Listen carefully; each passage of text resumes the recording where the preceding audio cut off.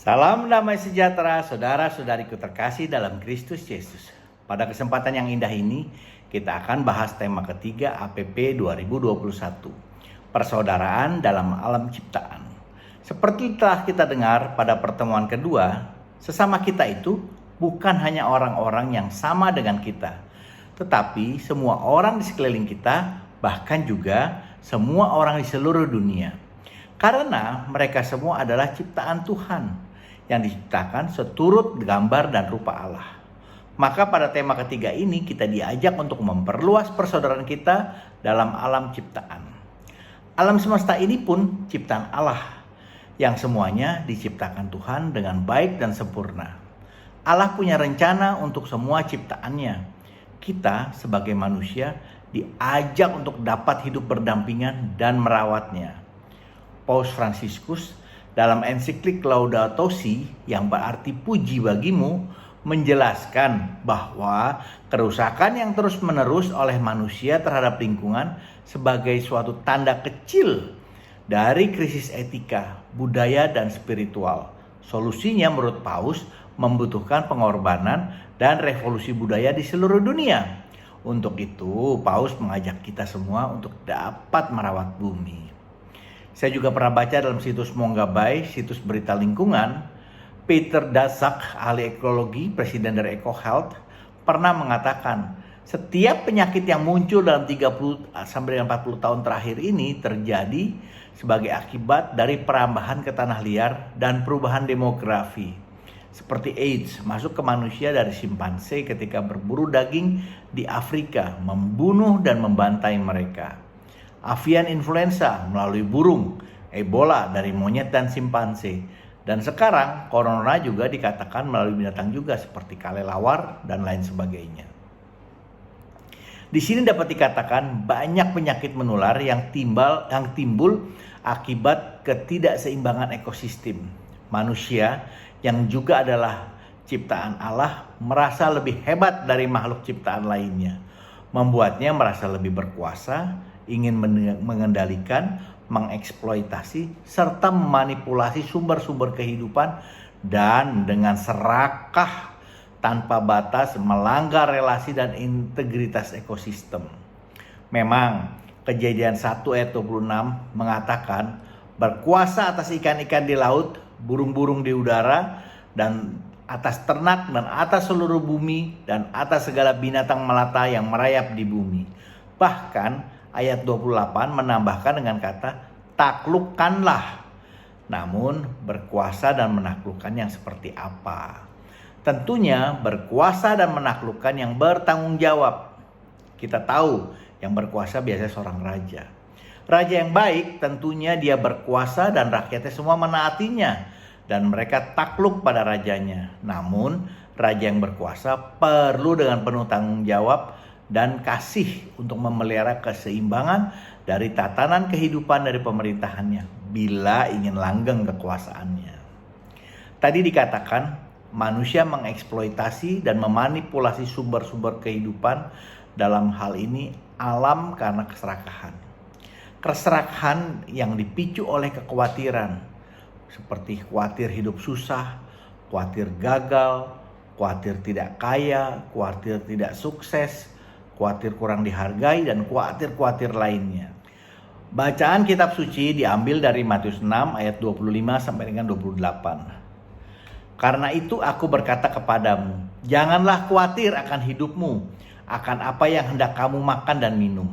Janganlah khawatir pula akan tubuhmu, akan apa yang hendak kamu pakai. Bukankah hidup itu lebih penting daripada makanan, dan tubuh itu lebih penting daripada pakaian?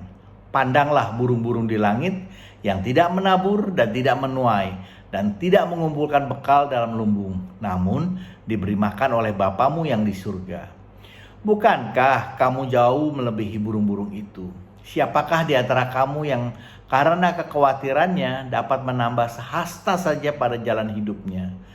Dan mengapa kamu khawatir akan pakaian? Perhatikanlah bunga bakung di ladang yang tumbuh tanpa bekerja dan tanpa meminta. Di sini Yesus mengatakan jangan khawatir.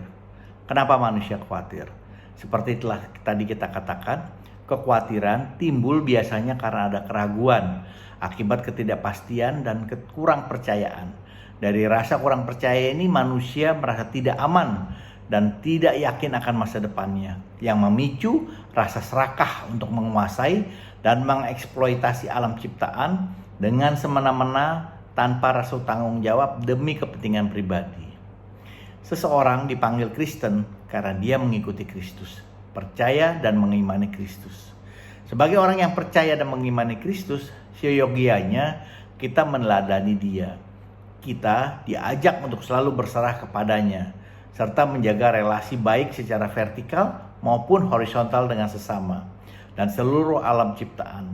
Kita dapat berjumpa dengan Tuhan melalui sesama kita dan dapat pula melalui alam ciptaan, alam semesta. Ayat 26 mengatakan, "Pandanglah burung-burung di langit yang tidak menabur dan tidak menuai dan tidak mengumpulkan bekal dalam lumbung, namun diberi makan oleh Bapamu di surga." Dan ayat 28b mengatakan, "Perhatikanlah bunga bakung di ladang yang tumbuh tanpa bekerja dan tanpa memintal." Di sini kita sadari Tuhan menaruh perhatian yang besar pada alam ciptaannya. Burung, bunga bakung, dan seisi alam adalah ciptaan Allah yang senantiasa dia pelihara. Dia beri makan dan dia beri perhatian. Dia dandani dengan indah sekali. Sehingga dengan melihat alam ciptaan, keharmonisan dan keindahannya, kita dapat melihat Allah sendiri dan segala kebesarannya, mengaguminya serta merasakan kasih-Nya. Ayat 26 mengatakan, burung-burung itu diberi makan oleh Bapamu yang di surga. Bapamu. Tidak dikatakan bapak mereka atau bapak dia, tetapi Bapamu. Artinya relasi Allah dengan mereka, di sini burung, bunga bakung dan alam ciptaan, sebatas relasi ciptaan dan penciptanya. Namun tidak demikian dengan kita. Hubungan kita memiliki relasi yang sangat erat. Memang kita ini adalah milik Allah melalui penciptaan maupun melalui penebusan. Namun sekarang kita lebih dari itu. Kita diangkat sebagai anak-anaknya. Bapamu artinya hubungan bapa dengan anak. Untuk itulah kita perlu memelihara apa yang Bapa telah pelihara. Maka di sini sudah menjadi tugas kita semua untuk memelihara alam ciptaannya. Saat ini dunia sedang terserang pandemik yang disebabkan oleh virus yang tidak kasat mata, yang perilakunya belum dikenali dengan baik. Cara penanganannya pun masih belum pasti. Sepertinya selama ini manusia belum memelihara alam ciptaan ini dengan penuh tanggung jawab. Kita dapat melakukan bagian kita, seperti tidak membuang sampah sembarangan, menghindari sampah yang sulit terurai, serta mengajak orang di sekeliling kita untuk lebih peduli lingkungan dan mengurangi polusi, dan mulai merawat bumi seperti ajakan Bapak Paus Fransiskus kita sebelum lama ini. Bila ada masukan, mohon tuliskan komentar Anda. Jangan lupa di like dan share, juga di subscribe agar kita dapat saling memberkati. Amin. Tuhan Yesus memberkati kita semua.